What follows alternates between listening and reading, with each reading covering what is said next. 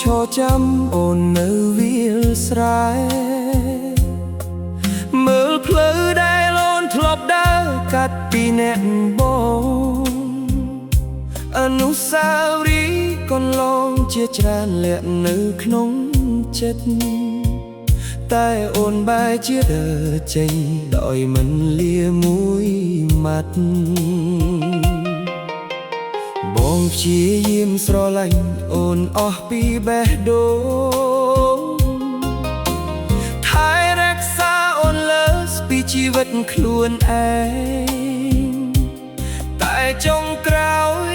អ្វីដែលបងទទួលបានគឺទឹក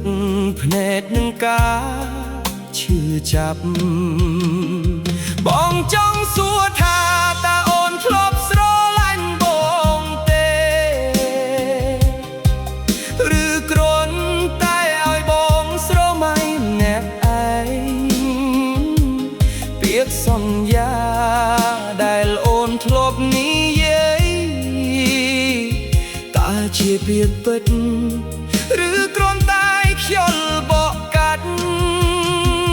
បងចង់សួរថាតើអូនធ្លាប់នឹកបងទេ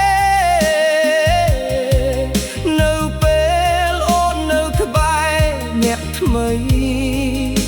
ចំណែកបងនៅទីនេះស្រក់ទឹកភ្នែករាល់យប់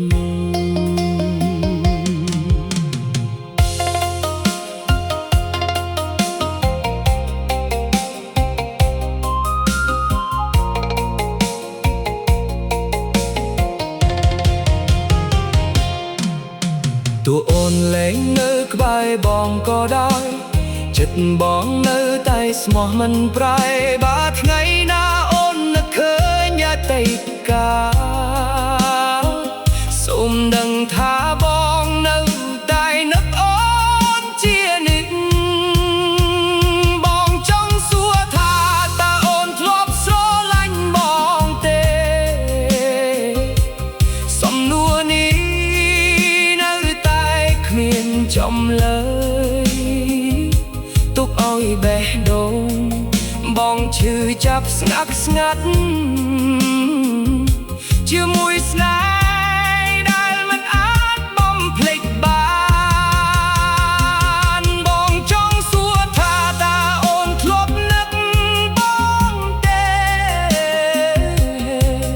ពេលអូននៅក្បែរអ្នកថ្មី